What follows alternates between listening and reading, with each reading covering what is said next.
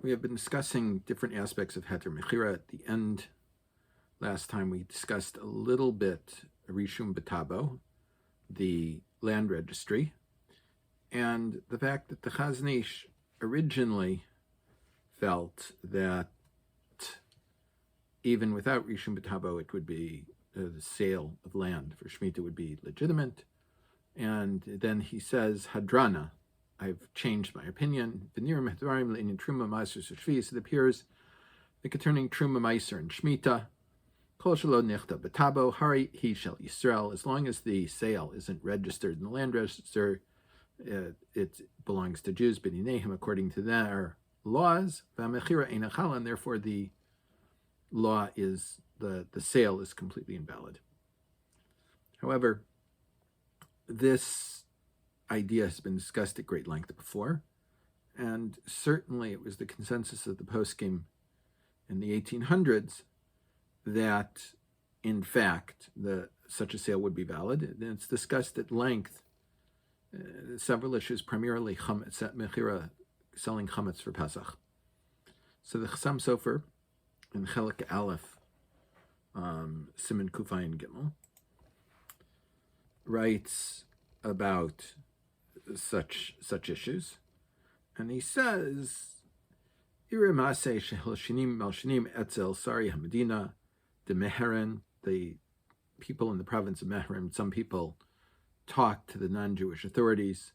Shiudim Mokrim Xamtzam Beshtaros Mibli Shtempel, that the non-Jews, the Jews, are selling their chametz without the formal stamp of the state. Now, apparently, that you couldn't conduct a sale without paying a tax for the stamp, and I imagine it varied based upon the size of the sale and so on. וכשבא הדבר לפני החסיד, and when it came before the pious ones, אמר הדבר ידוע שאין זה מעשה ומתם של תגר. They said, the emperor said that in fact this isn't, I'm sure it's not the emperor, I'm sure it's some official of the empire, the Austro-Hungarian Empire, said that this is not a commercial transaction. Ela inyan das religiehen. It's a religious issue. Imken ein ze b'chiyuv shtempel. Therefore, it doesn't require the seal, the formal seal. I've included more for people who want to read than I'm going to read for you now. But here he's clearly saying that that even according to Dinei de Malchusa, they would allow this because they felt it was not a real sale; it was a religious thing, not a business transaction. But he says, if you want to sell anything to a non-Jew in the way that we sell chametz, there's no problem with it. And this is in fact what we do. The Gaon Baal Sefer Tevuah Shor, and the Gaon, the author of Tevuah Shor, Bechushes of the Pesachim, in his commentary on Pesachim, Taf Chaf Aleph Amud Aleph, Kasab B'zei Dvarim Matmi'im Kasher Hirachti Mimkom Acher. He writes things that are not understandable, as I explained in another place. But we are going to say that a non-Jew who wishes, for instance, he continues, I'm not going to read this inside, only outside, a Jew that has the salt monopoly. He's the only one in the city that can sell salt, but it also has to be sold on Shabbos. So he sells salt to a non-Jew on a Friday, that the non-Jew will sell it on Shabbos, or from a particular place in the store, or from his own store, whatever it is, however it works. Then that would be acceptable because you can't have a day, apparently, when salt wouldn't be sold. And there were special rules and regulations and salt monopolies and so on. And it would be a great loss if we wouldn't do it. So he allows this, even though it's not a formally recognized sale. Nonetheless, the Chassam Sofer says it's halachically legitimate and it saves you from these issues. However, he says, Shechalila lehatir sadeh she'yisrael imkor be'erev Shabbos b'mechira harama hanal. He says that we're not allowed to sell a field, a Jewish field Erev Shabbos so that works can be done on it on Shabbos, mitrei tamei, from two reasons. Chada shel hitiru harama b'melacha Shabbos b'mechubar. One, we never allow these fictitious things concerning something that's attached to the land on Shabbos. Ki'im b'behema b'talush, we only allow it with animals, with things that are detached from the ground. Ubiyad hanochri, and when it's the hand of the non-Jew. Ubidiyavad behafsid meruba, and after the fact that there's great loss. V'yod mishum marasayin, and second, because of marasayin, people will see that a Jew's land is being worked on Shabbos, and that will be very problematic. So, this would create a problem, perhaps, for selling land. Meaning, some Sofer may say that religious sales are fine to avoid prohibitions, even though they are not recognized by the state. But he says, for concerning that which is mechuber l'karka, not. So this could be the source of the Chassam Sofer's objection. However, the Divrei Chaim, a little bit later, is asked the same question about selling chametz on Pesach. Ach be'emes dekaimelan da'azlinen baser dinenu. He says, after considering the complaints about not registering the sale with the non-Jewish authorities, and that in Poland in his time, if the document wasn't written in German, it wouldn't be a valid business document according to their laws. And he says we wouldn't be allowed to write a document in Hebrew and so on. So are we allowed to do our mechiras chametz in a document in Hebrew? He says we follow our laws. Baser dinenu bein lahakel bein lachachmir, whether we're being lenient or being strict. Kimvur b'shar Ephraim, like it says in Shar Ephraim Siman Tes, v'gam b'shar Tshuva, and the Chari Tshuva, the commentary on the Shulchan Aruch, also paskins that way.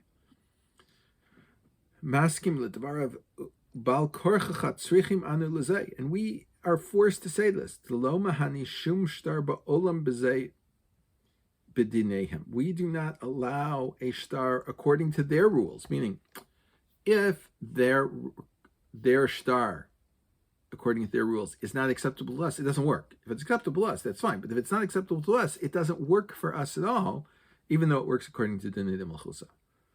The chok gazar etzlam the מכירה כזו שנעשה להפקיע איסר אינו מכירה כלל, because they say that any sale simply to prevent an Isser Torah isn't a sale at all. And mishum hachi ein tzarich shtempel, and therefore it doesn't require their stamp. V'kol arkos lo yachziku ha-mechira, and it doesn't matter what you do, you can't go to court and enforce the sale anyway.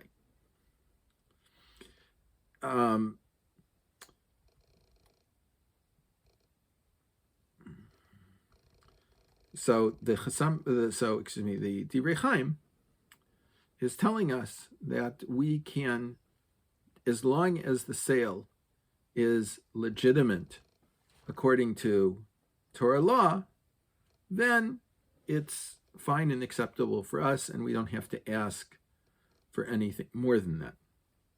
Now, there are two differences that I want to point out. The one, the Chassam Sofer already said, is that for things that are mechuber lakarka, that are attached to the ground, and certainly and the ground itself, we don't do a harama, at least for Shabbos, because this is not something that they allow in the Talmud. There's discussion in the Torah about a bathhouse and so on that we don't allow you to sell because everyone will think they're the non-Jews working Jewish land in this way. So that's one possible problem with it. The other is we can legitimately say that the non-Jews really have no interest who owns this chametz. Dinei b'malchusa, according to many opinions, is when the government has a legitimate interest in this matter. For instance, taxes. Everyone says the government has a legitimate interest in taxes. You're supposed to pay the taxes, otherwise the government can't function. They have an interest in this. Marriage and divorce, making sure that children are taken care of. government has a legitimate interest in this, and therefore these laws have certain levels of validity. How a marriage is created and not created isn't, but registering it with the state, they have the right to demand that we register it. So too, in terms of who owns land and who has to pay the tax on the land, this is a government interest, and it may be a point of legitimate dinei de malchusa that the government says we need to know who owns the land. As long as we don't know who owns the land, the last registered owner owns it. Having said all this, as I mentioned at the end of last Shiur, that Moriv Rabbi Shlita, Rav Chaim Drukman, did when he was first in the Knesset, arrange for a law to be passed that the sale of the land for Shmita is a valid legal sale in the state of Israel, even if it is not put in the land registry.